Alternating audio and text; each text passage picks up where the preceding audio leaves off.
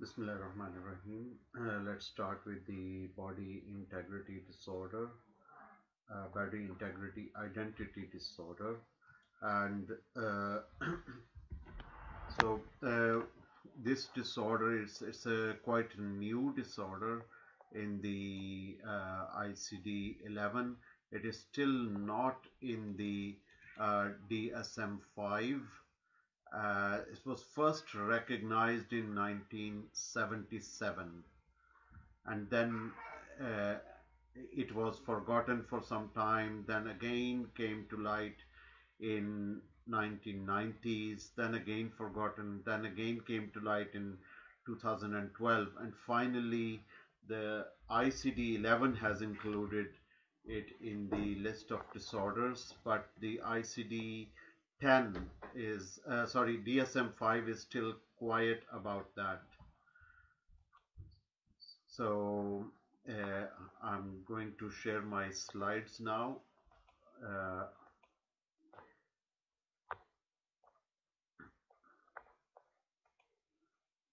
Zoom, share screen, and here you go.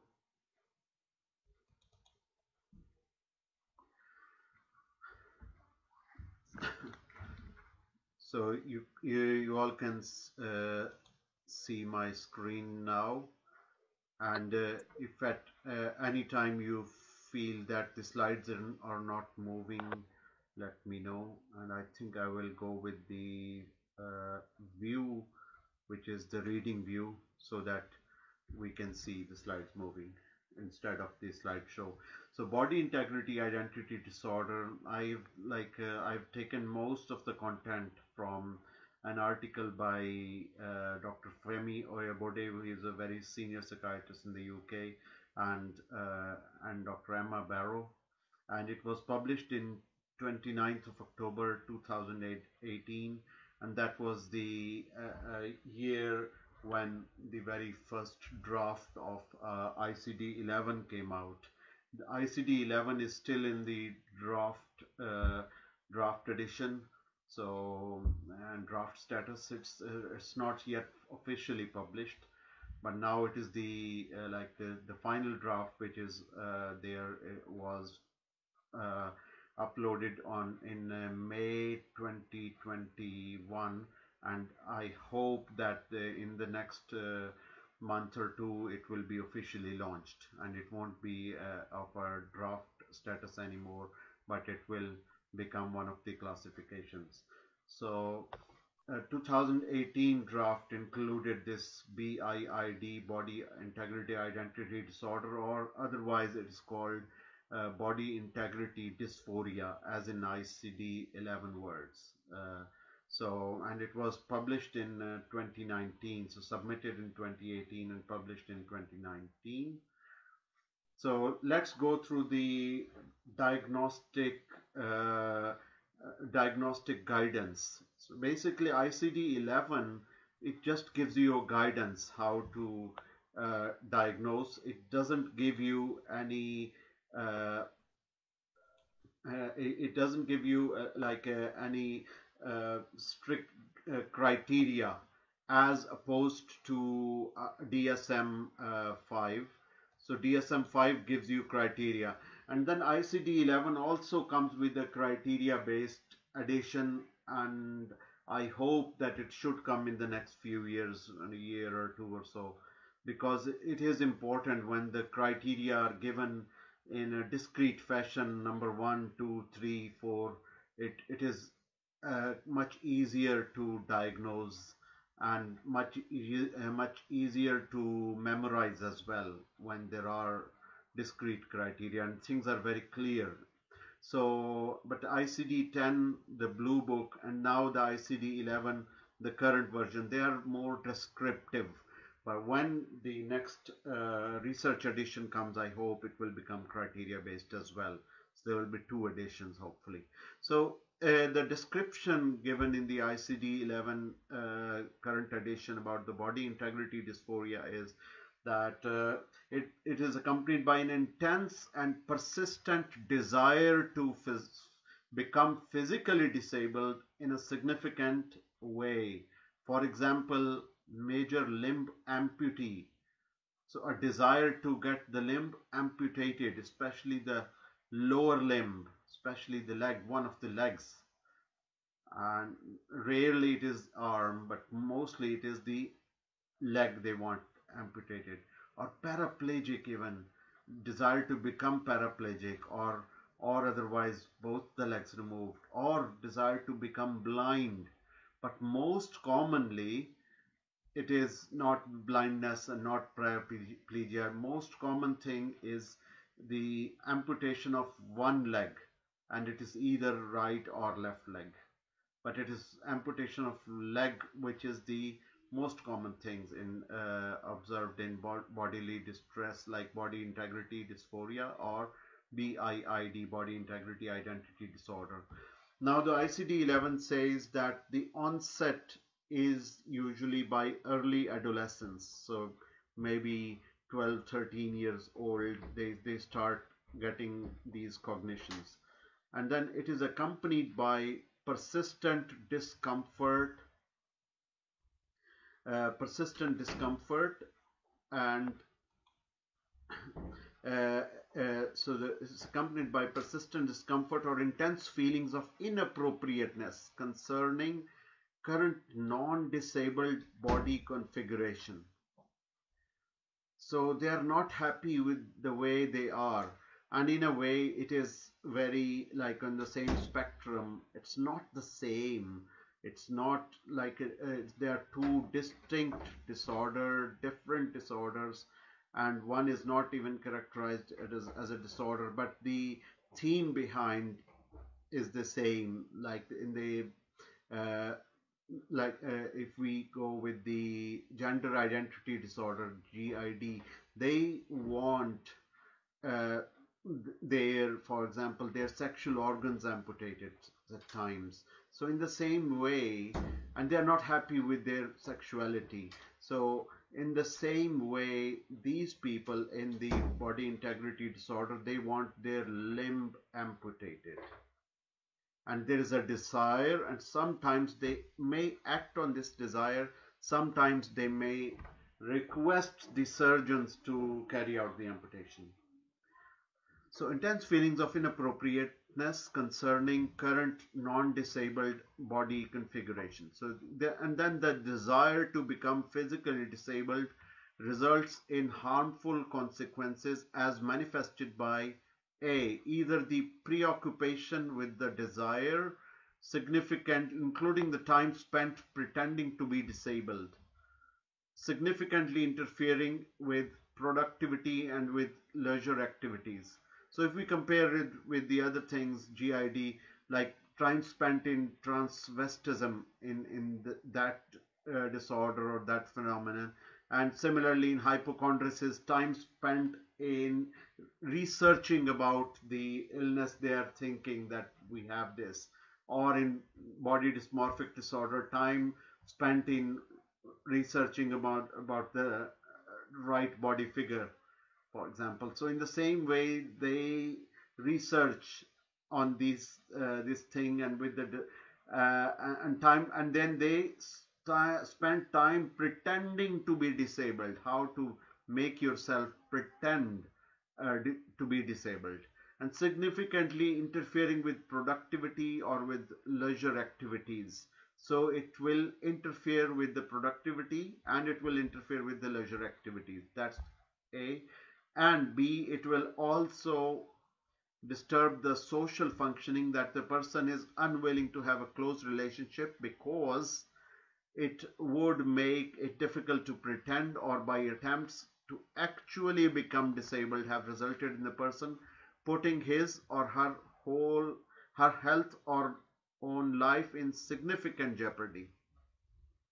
So their social life is also disturbed, not only the functional life, productivity or leisure life, but also the social life is affected. And sometime, which is not mentioned in the ICD-11, as I told you earlier, they may amputate themselves, or they may they may put several requests onto the surgeons, plastic surgeons, or any general surgeons or orthopedic surgeons to perform the amputation. And that is very dangerous when they do that. So the disturbance is not better accounted by another mental, behavioral, or neurodevelopmental disorder, by a disease of the nervous system, or by any other medical condition. Exclusions. So the gender incongruence is excluded. That is a different phenomenon. So although there are anomalies, there are similarities between the two, but that is completely different. So gender incongruence of adolescence or adulthood HA60, which is no more an ICD disorder now. And it used to be called gender identity disorder, but now it is called gender incongruence. Okay, so DSM-5 status. So body integrity disorder or body integrity dysphoria is not listed in the DSM-5. So because DSM-5 came in 2013 and maybe the drafts were prepared by 2011 or 2012, so they did not put it. But by the time ICD-11 came, they realized that this is something existing, and we'll come to know when we see the websites and the discussion groups and forums, etc. We come to know that yes, there is a community existing. So BIID is not listed in the current DSM-5 as an official disorder. And American term body integrity identity disorder, BIID, so that's the American term. So what they say is that like the DSM-5 says body integrity dysphoria, and then the other one is body integrity identity disorder. That's the American term, and we hope that it may come in when the DSM-6 comes, so it may be included, because DSM-5 and ICD-11, DSM and ICD always like they liaise with each other and they go hand in hand usually. Now the next thing is, so now we come to the article published in the BJP Advances. So it's a rare and complex identity disorder. There is a desire to acquire a functional disability, associated an associate sense of incompleteness, being able-bodied. Although they are able, but they are not happy, they are not satisfied with that, and they want their limb amputated. So, and presentation later in life because of perceived stigma about wishing to acquire a physical disability. So although the desire may be in adolescence, but they may present later, and then they may tell you that they have a desire since their adolescence age. And then they may have sought amputation already through underground or illegal means, or self-harm, attempts at self-amputation, which could be lethal, fatal. And recent history and origins of the disorder will go through, then the early descriptions will go through, and current neuropsychiatric theory, that what is the neurological basis, and then epidemiology, and then associations with conditions such as GID.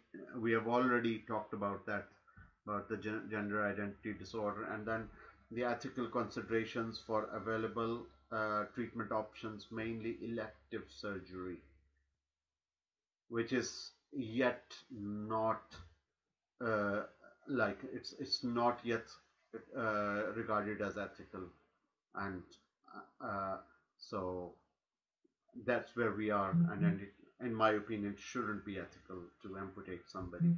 That's where their current consensus is on.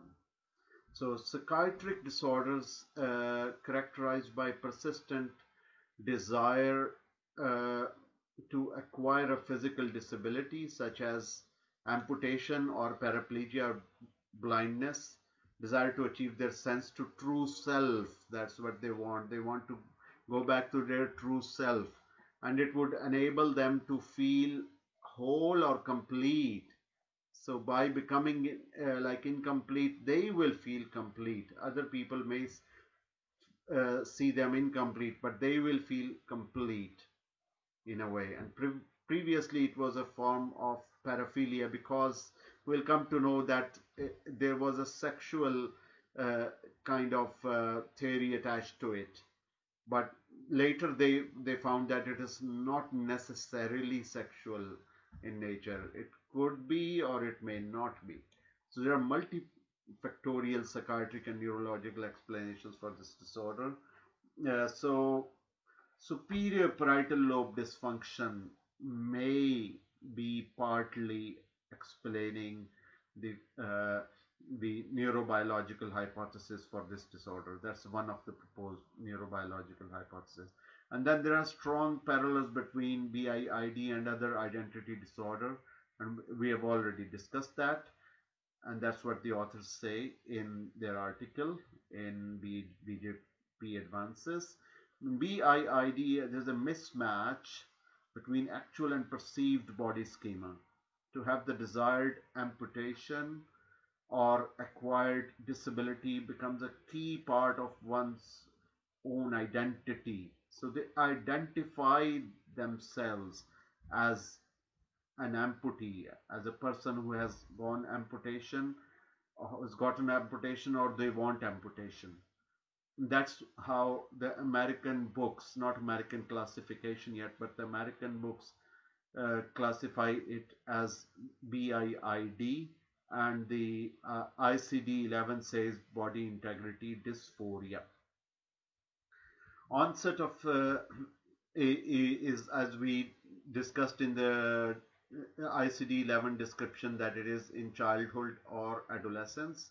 So chronic feelings of dysphoria, feeling somewhat alleviated by a desire to seek surgical intervention, or B, it could be a desire or it could be a pretending. So they may pretend to have the acquired disability, and they may they may be happy with having this this with the pretension. So if they're pretending, they may be happy with the pretending, and as long as it stops at desire or pretending, it is, still not that unsafe.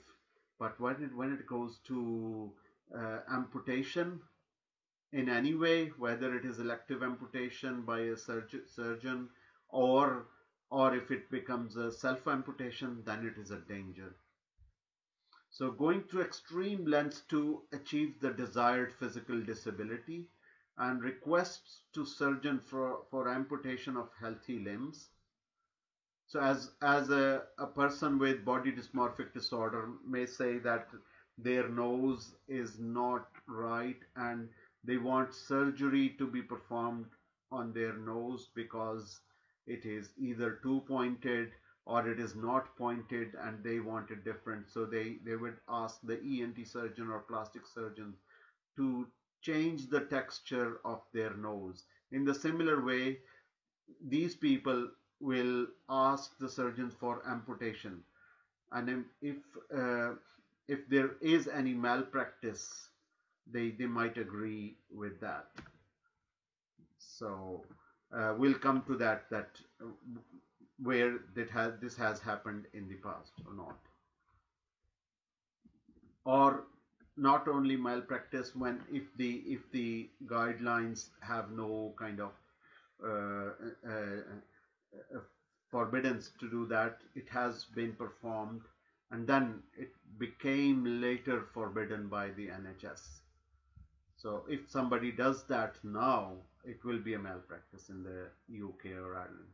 So requests of amputation versus performing self amputation. ICD-11 code we have already discussed. DSM it is not, and the literature is poor and dependent on self-reports from telephone interviews or online message boards. So the reliability of this is at stake. So conceptual history. So concept of desire of amputation of a healthy limb is relatively new, but it came in 1977. That was the first time it was described. And there was cases of two men who both sought an elective above knee amputation. So it wasn't even, not even in below knee, it was elective above knee amputation. And then paraphilia associated with amputees or self-amputees was described in a series of letters published in Penthouse magazines 5 years earlier. So this was called uh, apotemnophilia. So love for amputation, or acrotomophilia, attraction to amputees. So the two men suffered from apotemnophilia and their desire for self-amputation. It was described as an idea fixe rather than a delusion. So it was an overvalued idea to get amputated. It wasn't a delusion as such. So different terms. So apotemnophilia we have discussed. Acrotomophilia we have discussed. So apotemnophilia is desire for self amputation, love to cut, and acrotomophilia is direction of sexual fantasy felt in apotemnophilia. So acrotomophilia is more kind of sexual definition, that they feel attracted towards other persons or sexual partners who are amputees, and to get attracted to them they may want self amputation or amputation to their own body, also known as apotemnophilia. Then factitious disability disorder means, like with the factitious disorder, in factitious disorder they want the medical attention of the health services. So in the same way they may seek care or attention for themselves by the health services, by the families, just but factitious disorder, factitious disability disorder. Otherwise, they are not seeking any attention. Like there are no other motive. If there is another motive, then it may go further than that. And body dysmorphic disorder. So body dysmorphic disorder, it was suggested that patients seeking self-amputation must be suffering from body dysmorphia characterized by persistence and delusional belief system uh, that some part of their body is deformed or excessive ugly. So they might feel that they look ugly with the complete limbs and one of their limbs must be amputated. So it is along the same lines of the body dysmorphic disorder. There are resemblances and underlying theory may be there. So it could be an underlying theory of just love for amputation, or it could be sexual attraction, could be factitious disorder, could be body dysmorphic disorder underlying. Then amputee identity disorder. So like the other identity disorder, they feel that their identity is of an amputated person and they are not happy with the identity of a person who is walking and running. So it could be an identity disorder as well at the same time. And they will become complete when they become amputees. Then, where it's similarly body integrity identity disorder, that is the latest term now. So the categorization was broadened to describe the new identity disorder in which there is a persistent desire to acquire a physical disability and an associated sense of incompleteness at being able bodied. There are similarities to gender identity disorder. So it's like these two things are very similar. And then xenomelia, so literally foreign limb. This most recent term draws parallels with somatoparaphrenia, a neuropsychological syndrome that occurs mainly after the right hemisphere brain damage, in which the patient denies ownership of a limb. So it's very much like if you anosognosia or hemi which can happen after the strokes, that there is one arm of them which is not there. So they might even say that this arm doesn't exist, and they might deny its existence of the disabled arm. So in the same way, they might deny the existence of the leg which needs to be amputated. They might say that this thing does not exist and it doesn't belong to them. Now, so after 1977, the next description came in 1997, and it was noted that internet, because internet was quite new, and that's how it came to picture again. Otherwise, it wasn't discussed in media, in the press or TV before that. So in 1997, the internet forums were they came to the attention of internet users, that there were forums and discussion groups, uh, and they were becoming more common. Now they have their own terminology, and with all kind of due respect and empathy, we discuss these terms so that we come to know about what's going on people in the minds of these people and these patients. So devotees, so people looking for sexual partners who were amputees were known as devotees. So devotees, I think my own explanation, my own impression of devotees is, devotee may be a normal moving person, but he wants to get sexual relationship or get married to a person who is an amputee. Who is, so these are the devotees who will devote themselves to get into relationship with the amputees. Pretenders, pretenders people who pretend to have disability through use of devices such as crutches, wheelchair, and they might fold one of their legs, or they may just pretend that they are disabled. They may like put a cast or something to so that their knee cannot move, and it will be easier for them to pretend in that way. The other one, the next term is wannabes, means want to be. I want to be an amputee. People who themselves sought to acquire a disability, usually through limb amputation. And the next stage, which is not described here, is actually amputees, that they have undergone amputation already by whatever means available to them. So Bruno in 1997 proposed a psychological explanation, and we have sought the psychological explanation in the above slide already. So what Bruno said, that FDD or factitious kind of disability disorder provided an opportunity for the person to be loved or attended to. They want the attention of the medical services. Uh, that the disability could be their own or in someone else, real or pretended.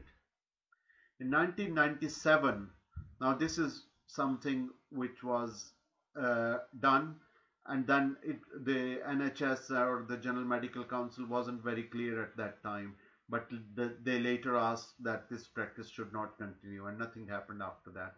So a Scottish surgeon performed an elective above knee amputation for a healthy limb on a patient from England. And 2 years later, in 1999, the same surgeon carried out a further above knee amputation on a similar patient from Germany. And after that, the National Health Services of the UK requested him not to perform anymore, and then he stopped that. So both patients belonged to a small subgroup who desired elective amputation in order to feel that they had only 3 limbs, not 4. and condition which was extremely distressing and disabling, and often resorted to self-harm to get rid of the limb. So since then, there are no further accounts of any kind of elective amputations through proper channel. And a telephone interview of 52 individuals was a study for desire for amputation. None of the people were delusional or psychotic or hearing voices, having hallucinations, or having first rank symptoms. Nothing was there. So that means that it's not a pure psychotic disorder, it's more of an overvalued idea. 3/4 extended back to childhood or adolescence, and it's associated with distress, attempts at self-amputation, or impairment in social or occupational functioning. The primary goal is to restore their perceived body identity and not sexual arousal or gratification. So not paraphilia in majority, because in the beginning in 1977, it was thought that it was a kind of paraphilia, but now they say that it's not only paraphilia. It is basically something else. So it is like in third, 3/4, it is more of an factitious disorder or identity disorder or whatever you want to say, but not paraphilia. And only 1/4 it was with the paraphilic intentions and paraphilic cognitions. So that's why it was reconstrued as a disorder of body integrity and identity. So epidemiology, in 1977, both patients were males and they were bisexuals. And then, although separated, the first had been married in the past and also had homosexual relationships. And he was able to recall a desire for amputation that began in the early childhood and became fixed about this desire from age 13 onwards. He recalled an injury to the affected leg when he was 2 years of age that left him unable to walk for 2 years, and a number of attempts to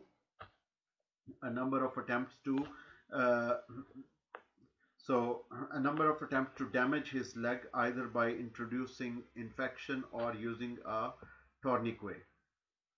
Pain was in no way pleasurable for him.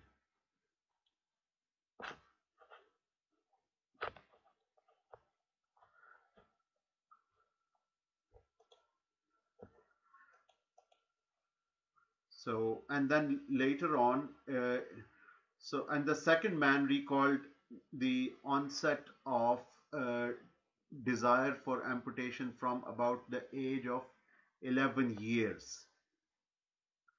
Now, he had attempted to secure an elective amputation a number of ways, but had not attempted self-amputation. 72% were heterosexual, 19% were homosexual, 9% were bisexual, 65% were unemployed, 7% were students, 23% were retired, and age was 23 to 77 years. 2012 study, then respondents were sorted into two groups: amputation seekers or paralyzation seekers. So that's why paraplegia is also described in the ICD-10, ICD-11 description. So seeking severance of the spinal cord even. Some people even liked that.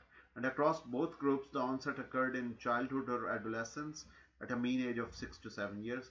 And between 2000 and 2003, much media hype followed.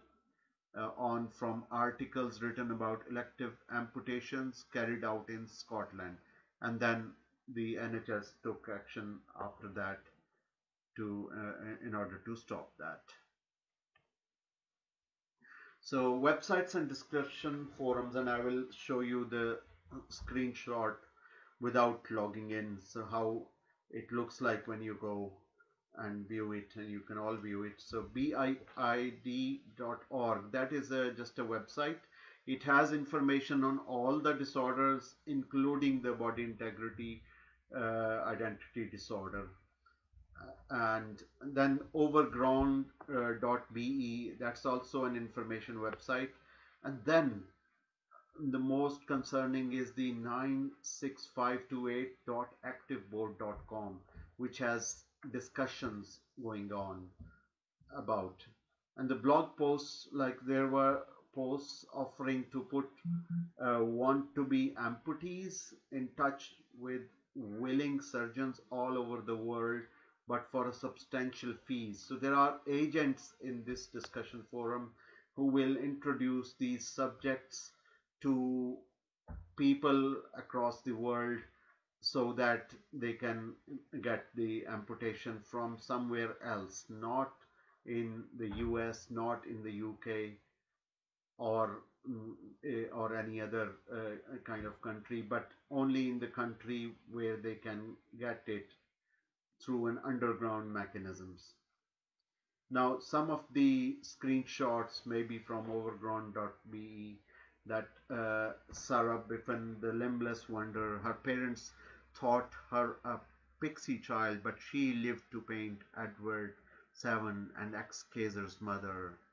So, like how what's going on in the minds of these people has been described.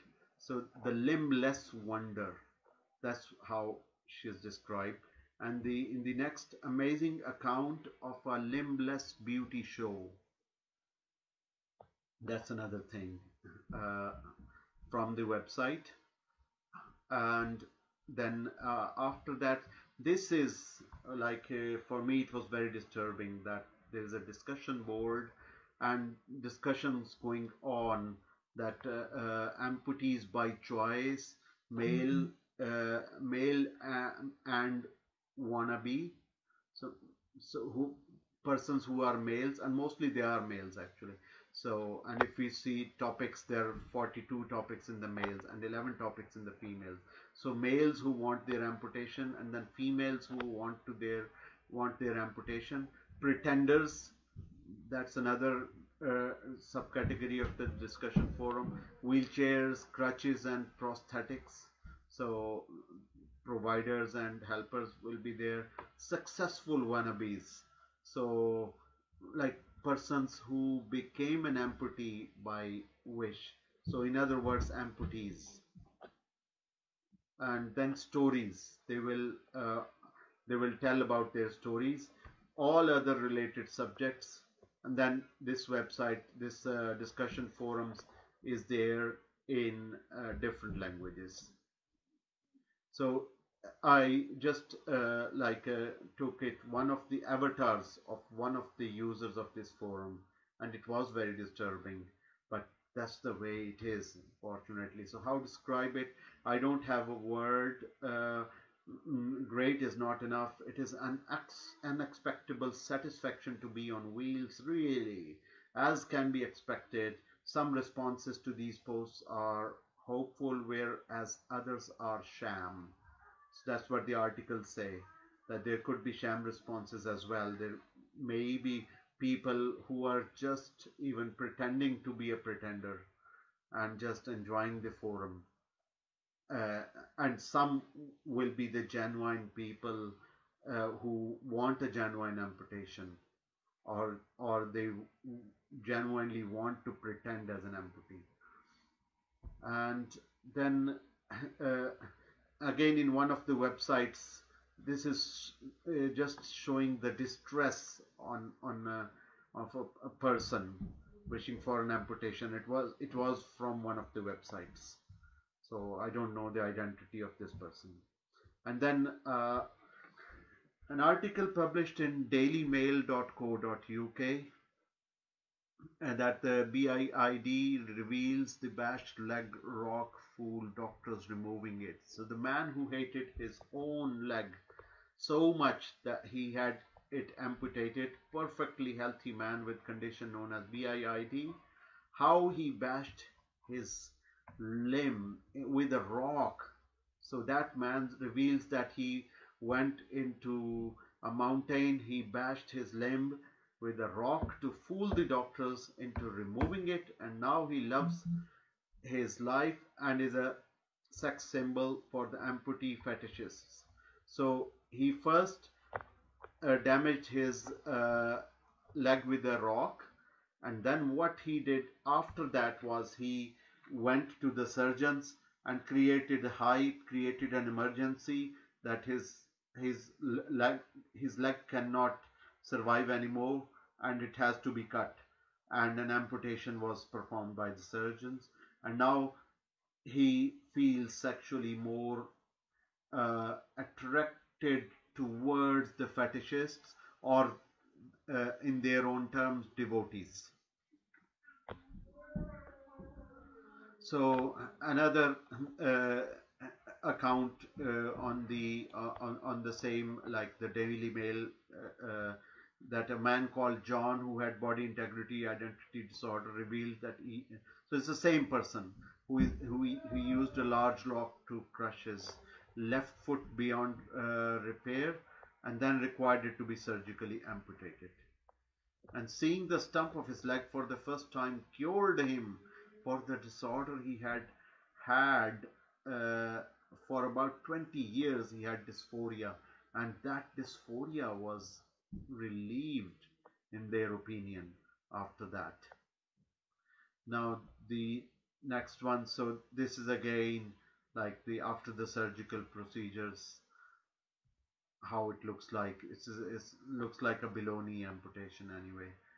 and and then one message on these boards, or according to the Daily Mail, keeps referring to the man known as a gatekeeper who facilitates trips to Asia where amputations are performed on seemingly ordinary tourists. So they go to some Asian countries as tourists. I won't name any country, and I don't know even, I'm not sure of the name of any country, but they would go to those countries as tourists who present with symptoms of limb ischemia.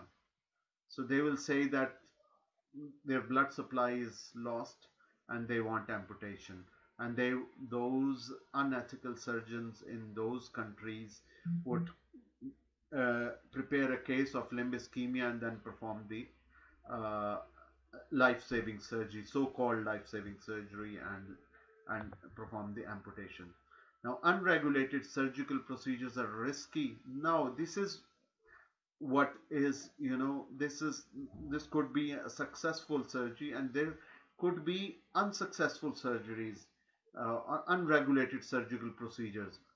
So in 1998, a United States citizen uh, paid an unlicensed surgeon in Tijuana, Mexico, 10,000 $10,000 for a healthy leg amputation, and 2 days later he died of a gangrene in a hotel.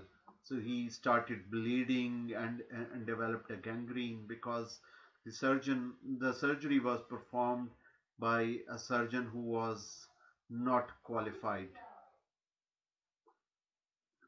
and not skilled at all. So pathogenesis. There's no established pathogenesis of BIID.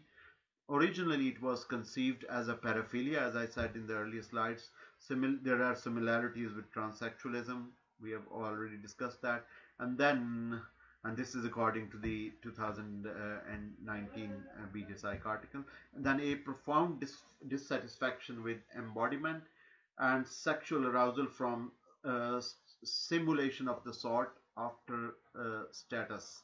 So there is a dissatisfaction with the embodiment, and after the removal of that body part, they feel that they want to pretending to be an amputee, uh, uh, or after the amputation, they might feel sexual arousal if it is a sexual paraphilia, or if it is not, then they will just merely feel dissatisfaction.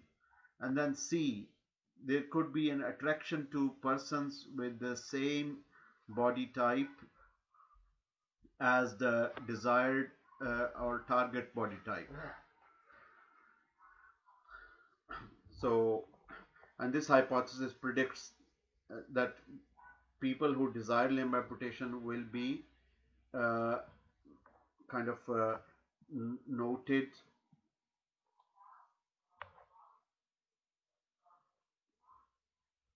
So, uh, so basically, people who want this. But hopefully, I'll find my water bottle too. I must say, in Nandindaki, when I went to Rocky, so pathogenesis we are discussing. So they will be noted also to be sexually attracted to amputees.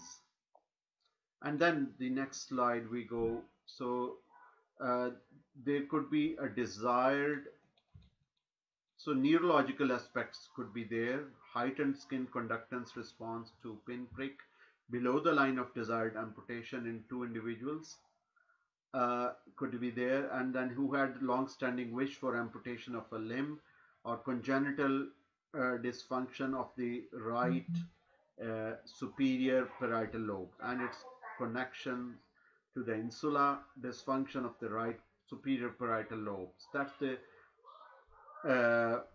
basically the neurological basis. And then there could be similarities between BIID and somatophrenia, a condition that occurs mainly after right hemisphere brain damage. And that proves or indicates that there could be some parietal lobe pathology. And magnetoencephalography scans revealed that tactile stimulation of the regions above or below the desired amputation line produced statistically reduced activation of the right superior parietal lobe. So that is the pathogenesis, pathological basis. And then there is evidence from the rubber foot illusion, in which the individual feels illusory ownership of a fake foot after synchronous and asynchronous stroking of the visible rubber foot and their hidden foot. So in the same way, individuals with the body integrity identity disorder experienced an increase in the vividness of the illusion for the undesired foot compared with the healthy controls. So multisensory stimulation might provide a therapeutic benefit. We don't know yet. And clinical features. So onset we have already discussed, so we'll just run through it. Onset in childhood, delay in the presentation. So although the onset is in early adolescence or childhood, but they present between 30 to 50 years of age, and predominantly it affects males. And there could be an increased prevalence of homosexual bisexual orientation associated with GID or other paraphilias, association with early exposure to an amputee during childhood. So this is the history we should take if somebody comes to us, that do they know anyone who has an amputation and how did they feel towards them. Like in any dissociative disorder, the person who is like taking the unconscious dissociative role, they might have the persons with the similar genuine disorder. For example, a paralyzed person, a person having dissociative paralysis, they may have a person who had genuine stroke in their own family, and they want to be looking like that on an unconscious mind. So in the same way, they might look like an amputee. Attempts at self-amputation, significant psychological distress and impairment of functioning.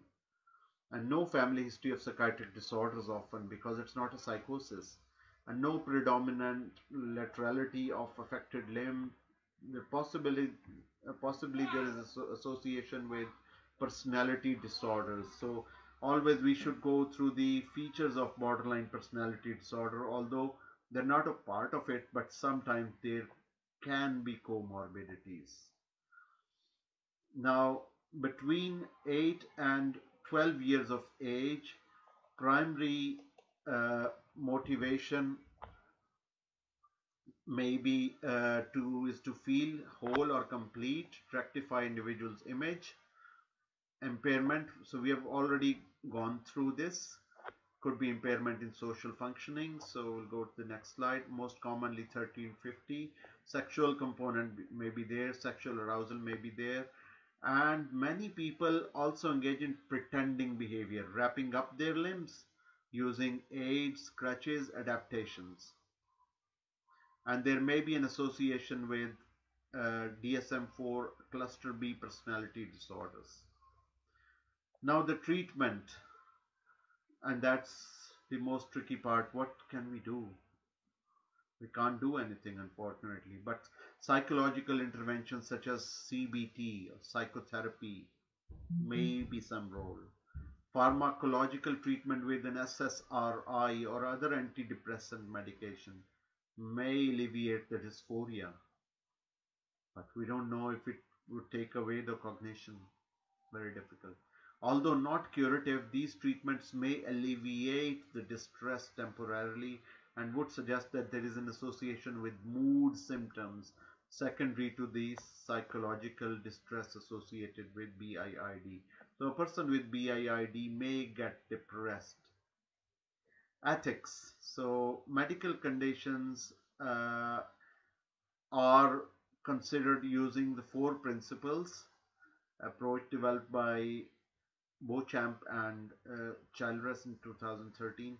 One is that we should respect their autonomy, and the treatment should not be malefficient, so we should not decrease their efficiency. And thirdly, treatment should be beneficial, not maleficent, but should be beneficial, and there should be justice provided. It should not be an unjust treatment. So ethical considerations should be taken in the treatment. Now, BIID came to widespread public attention in the UK in 2000 following a BBC television documentary about amputation of healthy limbs in two individuals, as we have described by the Scotland surgeon. These amputations could eventually lead to the acceptance of self-harm without significant attempt to address the underlying psychological causes of self-loathing, and could lead to even more unacceptable demands for surgical intervention. And there is a possibility of harmful consequences, not merely for the individual patient but for the society as a whole. So non-maleficence, do not do any harm. Surgical amputation of healthy limbs will inevitably cause harm and manifest disability. So we should not be part of that. We should comply with the non-maleficence principles. At least three other situations in which there is an elective removal of a healthy body part. So cosmetic surgery that is justified by the patient's own aesthetic preference, living donor organ transplantation, gender reassignment surgery. These are the other examples. But it should not do any bodily harm. In this case, so in these cases there was no harm in ABC, but in this case you are doing a harm by amputating someone and making a person kind of disabled. So we should keep in mind that. Then surgeons who perform elective surgery of healthy limbs may be at risk of medical malpractice sue, and a surgeon might be liable to charges of a criminal assault. A group of men who have videotaped themselves performing consensual sadomasochistic activities, including branding, burning, hitting of the genitals, whipping, canning, biting, stingling with nettles, etc., were found guilty under the offences under the Act of 1861. Then the other thing is presence of consent is not a defense against a charge of assault. Even if the person is consenting, you can still be charged for the assault, and that's why that surgeon very rightly stopped this practice after that. So surgical intervention is BIID is unethical. Beneficence or autonomy. So in favor of a limited role for elective amputation, Elective amputation minimizes harm by securing proper medical treatment under appropriate supervision rather than exposing to risky unsupervised surgery. That's what they say.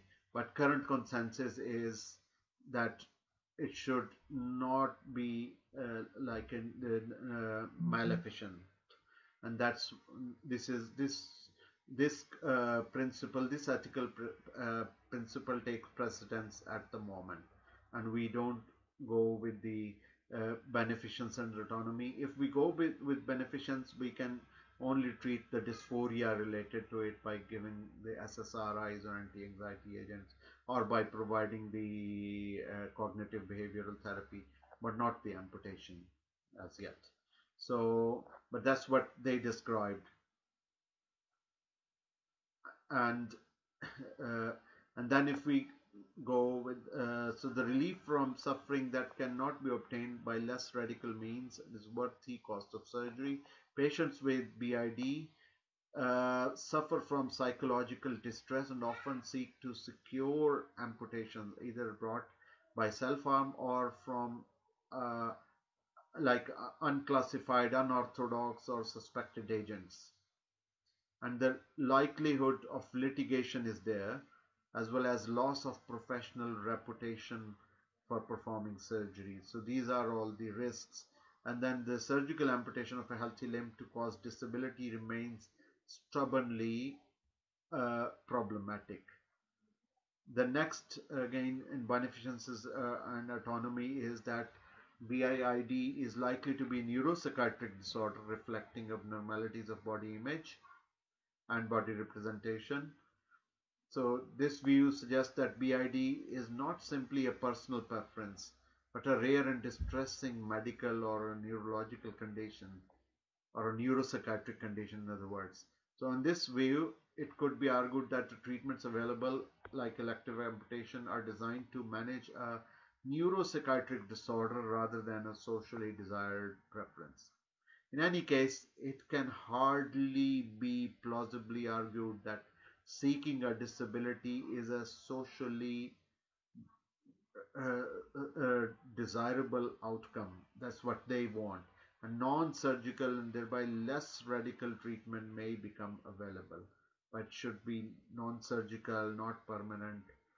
There could be multimodal sensory stimulation instead of performing the surgery. So anything which should not be maleficent and should be beneficent, not harmful. And here we end this. So if you have any questions, feel free to ask before we conclude this session.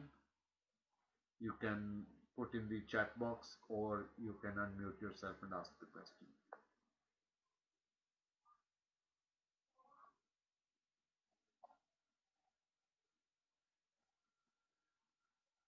And if not, then we'll conclude. Yeah. Thank you, Dr. Kamran. Okay, you're very welcome, Professor. With any questions?